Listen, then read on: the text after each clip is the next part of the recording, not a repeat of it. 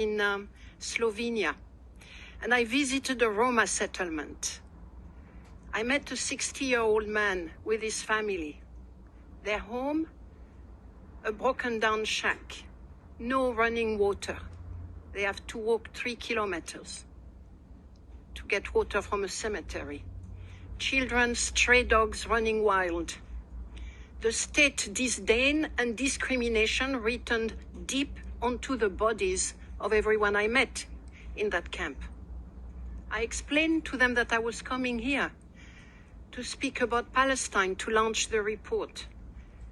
And this 60-year-old man looked at me with such pain in his eyes. Palestine, he said to me, this is truly bad. Hell on earth. It is just unimaginable how much devastation can be done. It is so bad.